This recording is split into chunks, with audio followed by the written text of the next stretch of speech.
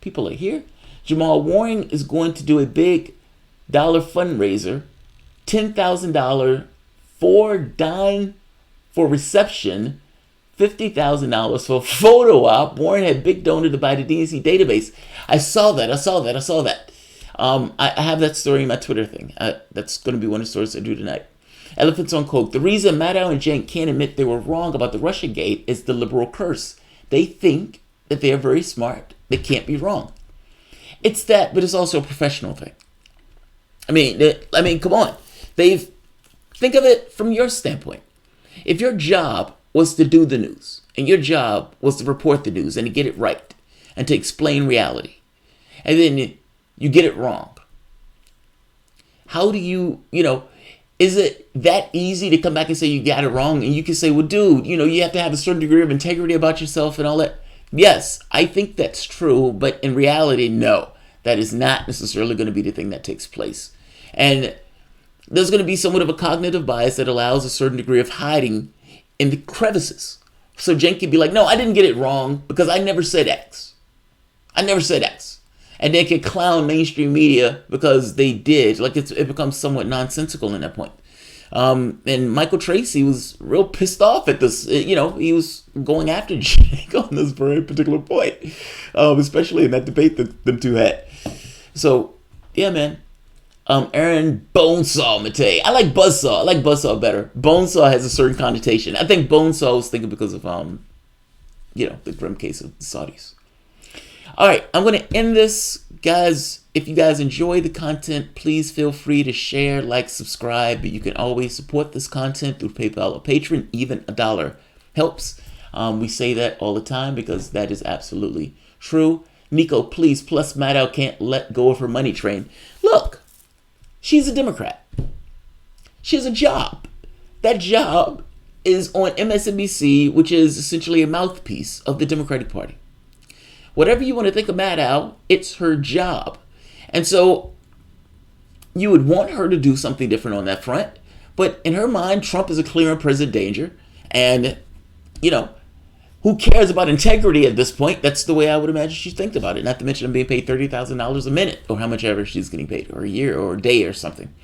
But you get my point. These people, you can talk yourself into believing that what you're doing in this case is right. And you can even talk yourself into believing that all of this stuff is true. And it's not even an issue of having to talk yourself into it. I mean, the information was thrust into the public's consciousness. So in many of these cases, they may not even be lying about it in that sense. They have a particular point of view of the world. Their point of view was already shaped by the information that came in. So everything else after that was secondary.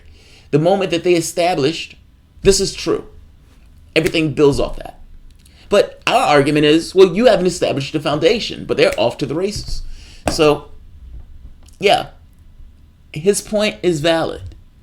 His point is absolutely valid.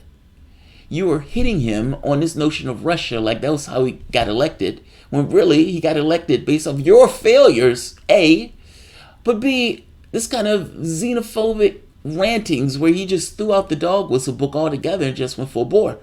And then this election, doubling down on it, because I got to be honest, he has nothing to run on. He's going to do the immigration thing, yes, but ultimately he's going to run in the same way that Hillary Clinton ran in the last election. This time around being very xenophobic with this kind of nasty red baiting stuff. This is going to be a very disgusting election. And I'm not looking forward to it. This is no longer any pretense of having an election about ideas is off the table. He's literally, the president is making his campaign about a congresswoman, a freshman congresswoman who's 20-something, who's a Somali immigrant, who just so happened to get to Congress. And she's criticizing America like every other Congress member. And yet, for some reason, her particular criticism is the thing that bothers him. Or the other African Americans that he essentially said to get the fuck out the country.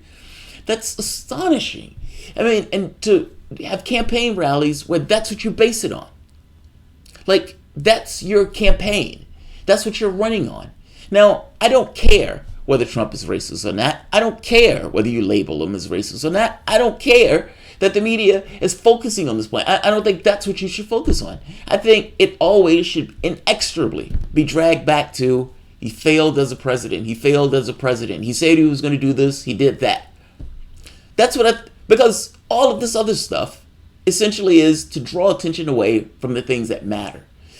I mean, if he can get you into this identity stuff, this kind of identitarian fight, then I don't think this country is where a lot of Democrats think this country is, and I think he can win that. I strongly suspect he thinks he can win that. And making this kind of point on immigration and pointing to Ilhan, or making a point of socialism and pointing to, Sanders or something, that's going to be the campaign. They're socialists, they're communists, they're immigrants, they're trying to take your cup of coffee. That's his campaign. It's going to be disgusting. This need to label him as a racist, I'm beyond that point. I care what happens in an objective world. I find that this is disturbing. I understand that there are some Trump supporters that don't see this as disturbing. That's because you're part of the pack. If you're looking at this and you're not part of that pack, that looks like a mob of white people with guns that are whipping themselves into a fervor over a particular person. And that has often turned out to be bad. And not just often turned out to be bad. It doesn't have to hit even Ilhan. It could be somebody who they're using in her stead. And that doesn't even have to necessarily take place in D.C. They can take place anywhere around the country. The President of the United States using this as a mouthpiece is traumatic and problematic. And I don't quite understand why Trump supporters, even if you say I support Trump, don't like that. I mean, there are things that Sanders has done where I can point out I don't particularly like that particular thing. I just find this to be extraordinarily problematic. There are things that go beyond politics. You can say, well, that's not really true. Even those things that go beyond politics are politics. And so wherever you are is where you're at. That's fair enough. But I'm talking about for sane and rational human beings. And if you are indeed a sane and rational human being, please tell me you could understand how pointing out a young woman, which is what she is. I understand that this notion of her, the specter of her, kind of like the way they used to use Jews, the specter of the Jew. But in this case, the specter of the Somali immigrant who's downing the troops, who's spitting on the U.S. service member who out there losing their lives. Like, this is the narrative to which this is put in. I don't understand how people can't see that as problematic and that not being a threatening process. I don't get that at all. So I'll end this here. I mean, that's not necessarily the point of this video, but there are Trump supporters on this channel, and I've even had lefties who saw that and didn't, I don't see anything there. I find that there is a racial disparity on this, and honestly, that disturbs me more than anything else, because that means any notion of intersectionality is out the window.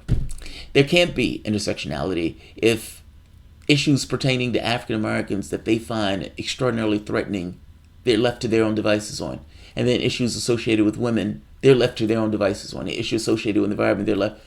These enclaves need to break down. And at the very least, in one of those breaking down, at the very least, recognizing that this is problematic. Look, the problems that avail you cross whether or not you hate my guts. This channel focuses on class because I think most of the reasons, or most of the things that separate us, in many respects, are based in class. Even if the individual doesn't think so, oftentimes they're based in class. When dude gets choked out in New York, and he says, I can't breathe, he's selling loose cigarettes. Do you honestly believe that anybody in their right goddamn mind, if they had a choice in the matter, will be out selling loose cigarettes? I mean, come on. And my point is, the very basis of the conflict is based in a certain degree of class, whether or not it's recognized. Our society always looks at that as an individual. That guy is not an individual. There's a societal element to that particular individual being where that individual is in a society that would have him out there selling loose cigarettes as a way of getting from point A to point B in regards to his economic affairs. I'm saying a country where people are economically fit, certain things don't take place.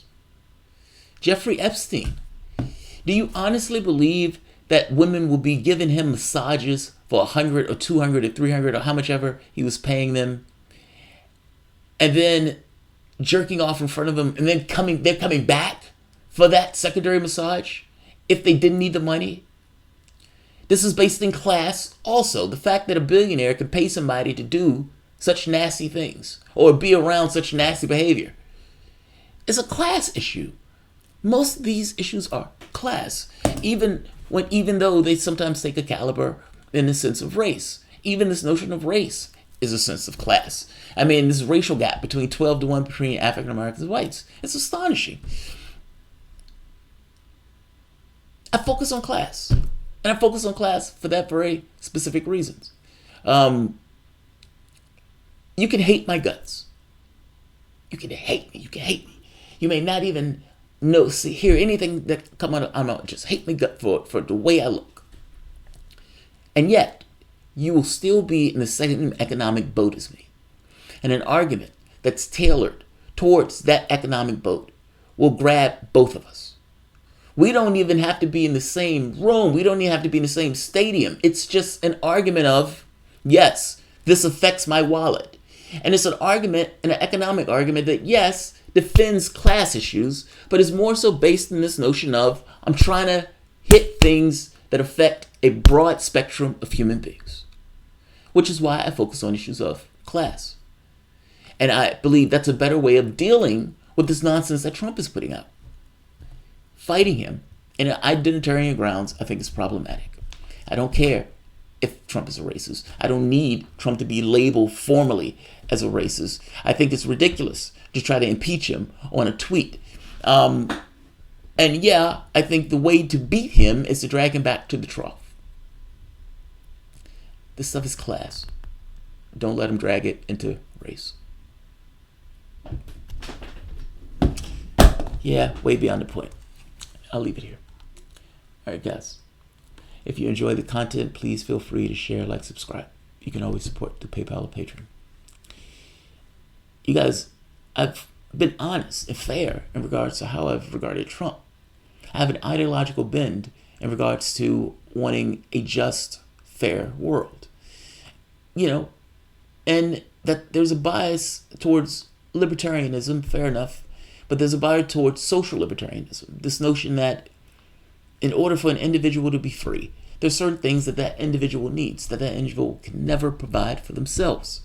He's going to need fresh air. He's going to need fresh water. He's going to need a certain environment. He's also, however, going to need a sense of fulfillment in the things that they do. And oftentimes, that person is going to need certain things like education. He's going to need... I guess my point is there are basics to an individual for that individual to live a fulfilled life and to even get to the point of being able to make choices where they're free choices. He needs to not be in need. Meaning, if that individual is in need, the choices that he's making is not necessarily free. They're compelled by his needs. You need to necessarily have a society to even get that person to a point where that person can be, what we would consider free. If you are working 50, 60 hours a week at a job that is barely making ends meet, is that really free? If you're working that job and you have a healthcare bill that is dogging you, almost like a tax unto itself, that is continuously escalating, is that really freedom? I mean, I think we need to have an honest conversation of what it means to be free, and that's not this comical notion of pulling yourself up by your own bootstrap. This rugged individualism stuff is nonsense. We are a society. This notion, by the way, of rugged individualism is cultural. It's just cultural. It's not cosmic. It's not endowed by God. Your constitution is not endowed by God. Your laws are not endowed by God. These things are just mental conceptions. They're figments of your imagination to some degree. And they need to be regarded as such. Your society and your laws and your rules, how you govern your society itself, is entirely contingent upon the needs of that society. It is not endowed by God. It can be changed. This notion that you can't have Medicare for all, this notion that you can't have these things is nonsense. This is capitalistic propaganda of sorts on a population, and that population gets to the point of internalizing it to such a degree that they say, yeah, we can't have nice things. Nonsense. That's nonsense. I'll leave it here. Thanks, guys.